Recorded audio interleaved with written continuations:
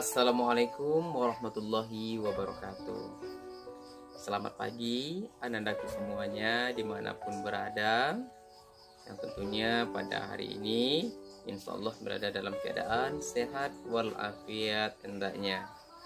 Baik anakku semuanya, sebelum kita mulai pelajaran pada pagi hari ini, marilah kita sama-sama membaca doa kepada Allah Subhanahu wa taala. Semoga apa-apa yang kita lakukan, apa-apa pelajaran yang kita lakukan pada pagi hari ini hendaknya diberikan keberkahan dan mudahkan hati kita untuk menerima pelajaran pada pagi hari ini. Baiklah anandaku semuanya, marilah kita berdoa kepada Allah Subhanahu wa taala. Berdoa dimulai. Bismillahirrahmanirrahim. Rabbi zidni ilman warzuqni fahman. Amin. Mudah-mudahan kita sama-sama diberikan pemahaman oleh Allah Subhanahu wa taala dan diberkahi segala ilmu yang sudah kita peroleh hendaknya. Amin. Amin ya rabbal alamin. Baiklah anandaku semuanya, pada pagi hari ini kita akan belajar tentang pendidikan agama Islam, pelajaran 5. Pelajaran 5 subtemanya yaitu inti ibadah sholat. Baiklah anandaku semuanya, anandaku tentu sudah tahu dan sudah melaksanakan sholat, sebab ananda sudah berada di kelas 3 pada hari ini. Ya, anandaku tentu sudah belajar juga di kelas 2 maupun di kelas 1 dulu tentang pelajaran sholat. Nah, ananda, kita sholat berapa kali dalam sehari semalam? Iya, 5 kali dalam sehari semalam. Yang pertama namanya sholat subuh. Yang kedua sholat zuhur. Yang ketiga sholat asar. Yang keempat sholat maghrib. Dan yang kelima adalah sholat isya. Kelima-limanya tersebut merupakan sholat yang diwajibkan kepada kita yang beragama Islam. Baiklah anandaku semuanya, dalam pelajaran 5 kesempatan kali ini di kelas 3, materinya yaitu tentang inti ibadah sholat untuk KD 3.14 ya. Nah, kemudian kita langsung saja kepada pokok atau materi pelajaran kita pada pagi hari ini, yaitu tentang inti ibadah sholat. Sholat artinya apa? Artinya sholat? Sholat artinya doa. Kemudian pengertian sholat. Sholat juga memiliki serangkaian ucapan dan perbuatan yang diawali dengan takbiratul ihram dan diakhiri dengan salam. Haruslah kita mengabdikan diri kita kepada Allah Subhanahu wa taala. Salah satunya yaitu dengan cara melaksanakan ibadah sholat. Sholat juga merupakan ibadah yang diperhitungkan pertama sekali setelah nanti terjadinya hari kiamat.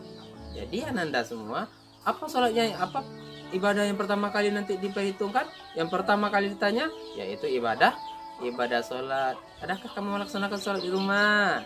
Adakah kamu selama hidup melaksanakan sholat? Ya, adakah sholatnya lengkap dalam sehari semalam? Ya, adakah sholatnya nggak bolong-bolong? Nah, itu nanti akan dipertanyakan oleh malaikat setelah hari kiamat. Nanti kita dibangkitkan dan dikumpulkan di alam kita dibangkitkan dari alam barzah dan dikumpulkan di padang mahsyar. Kemudian nanti kita akan menerima pertanyaan-pertanyaan dari malaikat-malaikat Allah. Yang pertama ditanyakan nanti adalah tentang sholat kita. Makanya kita harus melaksanakan sholat. Begitu pentingnya ibadah sholat ya anandaku semua. Jadi kita harus melaksanakan sholat. Baik ananda ya. Kemudian sholat itu merupakan tiangnya agama. Tahu anak-anak apa semua? Tiang. Apa sih fungsi tiang?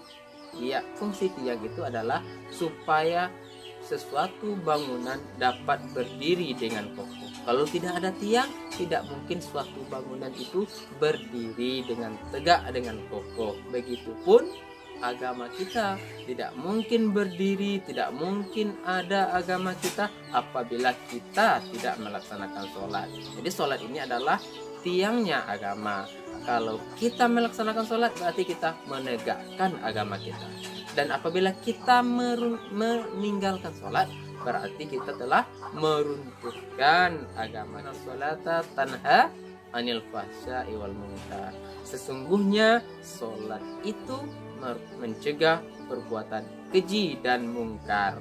Nah, anandaku yang sholat, ya, tentunya akan dapat menghindarkan dirinya dari perbuatan keji dan mungkar. Mengapa? Dia ingat bahwa dirinya sholat, dia ingat bahwa dirinya ini adalah milik Allah. Jadi segala sesuatu yang dia kerjakan, dia akan pertimbangkan terlebih dahulu.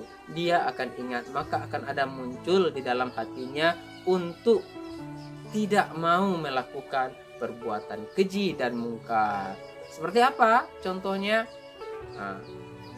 ketika ada kesempatan untuk mencuri contohnya, maka akan keluar dari dalam hatinya, wah, saya sholat, ini akan dimarahi oleh Allah, perbuatan ini tidak baik, maka dia akan menghindar dari perbuatan-perbuatan tersebut. Ya, termasuk juga berdusta, memfitnah, bergunjing, ya, mengolok-olokkan teman atau membuli teman, ini bahasa kerennya sekarang, ya, dia akan terhindar dari perbuatan-perbuatan tersebut, perbuatan keji, perbuatan mungkar, dan segala perbuatan yang dilarang oleh Allah Subhanahu wa taala. Ya, anak-anakku semua, mungkin untuk kesempatan pada pagi hari ini kita cukupkan demikian. Mudah-mudahan nanti kita sama-sama diberikan kesehatan oleh Allah Subhanahu wa taala. Kita bertemu kembali di dalam video pembelajaran pada berikutnya nanti, ya. Nah, untuk itu Bapak akan meninggalkan tugas untuk anak-anak Bapak semuanya. Apa tugasnya? Yang pertama. Nah, yang pertama ini nanti kamu tulis, Ananda tulis di buku, ya. Kemudian setelah itu bisa Ananda fotokan dan kirim ke WA Bapak, ya. Nah, apa soalnya? Apa pertanyaannya? Yang pertama, sholat artinya titik-titik. Yang kedua, sholat juga memiliki pengertian titik-titik. Yang ketiga, sholat merupakan ibadah yang titik-titik di hari kiamat. Yang keempat, sholat merupakan titik-titik agama. Yang kelima, sholat mencegah perbuatan titik-titik. Nah, itu dia anandaku semua. Ada 5 pertanyaan, ada 5 buah tugas dari materi pelajaran kita tentang inti ibadah sholat pada hari ini. Terima kasih anandaku semuanya. Selamat belajar. Semoga ananda memperoleh ilmu, ya, dapat memahami ya pembelajaran kita pada pagi hari ini. Dan tentunya ananda dapat menjaga sholat ananda supaya tidak ada yang tertinggal. Terima kasih atas segala perhatiannya ananda. Billahi taufiq wal hidayah. Kita tutup dengan membaca salam. Assalamualaikum warahmatullahi wabarakatuh.